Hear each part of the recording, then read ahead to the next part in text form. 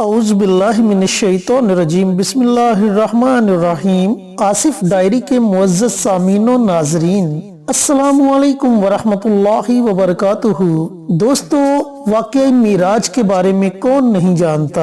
آج میں آپ کے ساتھ واقعہ معراج کو پوری تفصیل کے ساتھ بیان کروں گا انشاءاللہ، اور اللہ رب العزت سے دعا کرتا ہوں کہ اللہ پاک یہ واقعہ مجھے صحیح معنوں میں بیان کرنے کی توفیق عطا فرمائے، آمین۔ جب نبی کریم صلی اللہ علیہ وآلہ وسلم کی عمر مبارک 51 سال 8 مہینے اور 20 دن ہوئی تو ایک مشہور قول کے مطابق نبوت ملنے کے 12ویں سال رجب کے مہینے میں 27ویں شب بروز پیر نبی کریم صلی اللہ علیہ وآلہ وسلم کو بیداری کی حالت میں روح مبارک اور جسم مبارک دونوں کے ساتھ معراج ہوئی۔ یہ ایک عظیم الشان واقعہ ہے۔ دل چاہتا ہے کہ معراج کا سچا اور پیارا واقعہ بیان کیا جائے اور ایمان تازہ کیا جائے، اور اس میں جو حکمتیں ہیں اور ہمارے لیے تعلیم، سبق اور ہدایات ہیں انہیں حاصل کیا جائے۔ نمبر 1، معراج کا قرآن کریم میں ذکر۔ اللہ تعالیٰ نے معراج کا قرآن کریم میں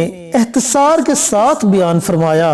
سورت بنی اسرائیل کی آیت نمبر 1 میں بیان کیا گیا ہے، پاک ہے وہ ذات جو اپنے خاص بندے محمد صلی اللہ علیہ وآلہ وسلم کو رات کے تھوڑے سے حصے میں مسجد الحرام سے مسجد الاقصی تک لے گئی، جس کے ارد گرد ہم نے دینی اور دنیاوی برکتیں رکھی ہیں۔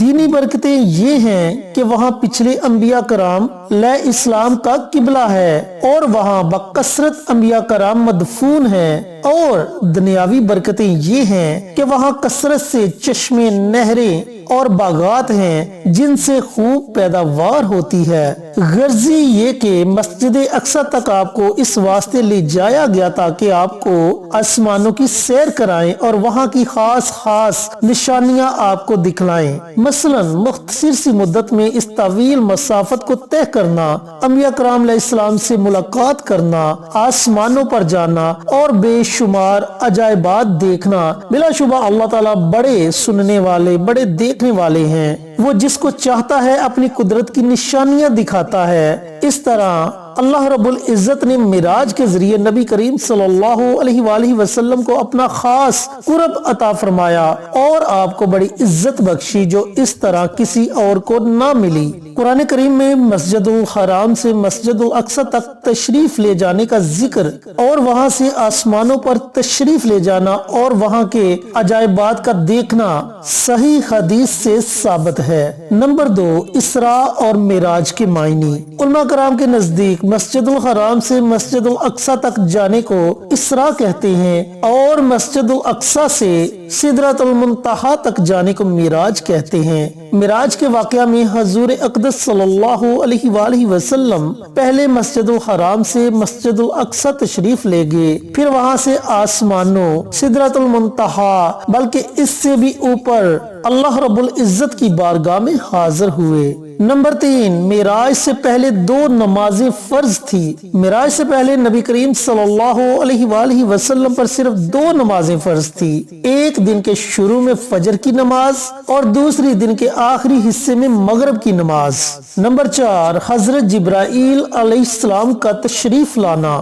جب سورج اپنی روزانہ کی مسافت طے کر چکا اور دنیا والوں سے اوجل ہو کر مغرب کے کنارے ڈوب گیا تو حضور صلی اللہ علیہ وآلہ وسلم کا آسمانوں پر جلوہ افروز ہونے کا وقت آیا۔ آپ شام کی نماز مغرب سے فارغ ہو کر مکہ مکرمہ میں اپنی چچا زاد بہن حضرت ام ہانی رضی اللہ تعالی عنہا کے گھر آرام فرما رہے تھے۔ آپ نیم خوابی کی حالت میں تھے کہ یکا یک گھر کی چھت پھٹی اور چھت سے حضرت جبرائیل امین علیہ السلام نیچے اترے اور حضرت جبرائیل علیہ السلام کے ہمراہ اور بھی فرشتے تھے۔ نمبر 5، سفر معراج کا پہلا مرحلہ، دل کا آپریشن۔ حضرت جبرائیل امین علیہ السلام نے خادمانہ ادب رکھ کر حضور صلی اللہ علیہ وآلہ وسلم کو بیدار کیا اور قدم مبارک پر ہاتھ لگا کر جگایا۔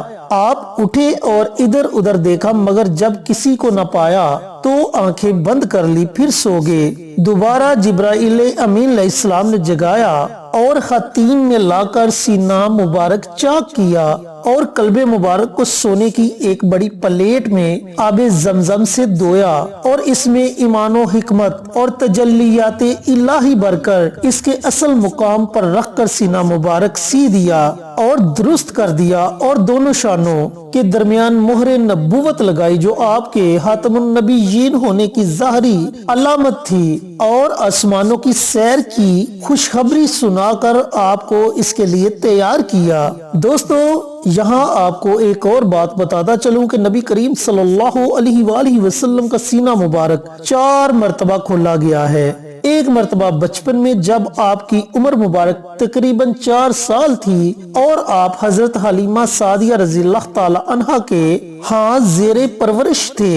دوسری مرتبہ اس وقت آپ کا سینہ کھولا گیا جب آپ کی عمر مبارک 10 سال تھی۔ تیسری مرتبہ آپ کی بعثت کے وقت سینہ مبارک چاک کیا گیا، اور چوتھی مرتبہ معراج کے وقت تاکہ آپ کا قلب مبارک آسمانوں کی سیر کرنے اور تجلیات الہی اور آیات ربانیہ اور خدائے ذوالجلال کی زیارت اور ان کی بارگاہ میں عرض و مناجات کو برداشت کر سکے۔ نمبر 6، سفر معراج کے لیے براق کی سواری۔ آپ کی سواری کے لیے جنت کا ایک جانور براق لایا گیا جو سفید رنگ کا تھا، گدھے سے بڑا اور خچر سے چھوٹا تھا، اور وہ اتنا تیز رفتار تھا کہ جہاں اس کی نظر پڑتی تھی وہیں قدم رکھتا تھا، چنانچہ پلک جھپکنے میں وہ سینکڑوں میل کی مسافت طے کرتا تھا۔ بیٹھنے کے لیے زین کسی ہوئی تھی اور منہ میں لگام پڑی ہوئی تھی۔ جب آپ اس پر سوار ہوئے تو وہ شوخیاں اور مستی کرنے لگا۔ حضرت جبرائیل امین علیہ السلام نے کہا، اے براق، یہ تجھ کو کیا ہوا؟ آج تک تیری کمر پر حضور صلی اللہ علیہ وآلہ وسلم سے زیادہ کوئی مکرم اور محترم شخص سوار نہیں ہوا۔ یہ سن کر وہ شرم کی وجہ سے پسینہ پسینہ ہو گیا۔ آپ اس پر سوار ہوئے۔ حضرت جبرائیل امین علیہ السلام نے آپ کی رکاب پکڑی اور حضرت میکائیل علیہ السلام نے لگام تھامی۔ اس شان سے حضور اقدس صلی اللہ علیہ وآلہ وسلم روانہ ہوئے۔ اور یہاں ایک اور قول آپ کو بتاتا چلوں کہ مہر نبوت پیدائش کے وقت سے تھی، چنانچہ علماء بنی اسرائیل اسی علامت سے آپ صلی اللہ علیہ وآلہ وسلم کو پہچانتے تھے۔ میں نے دونوں قول آپ کی خدمت میں عرض کر دیے۔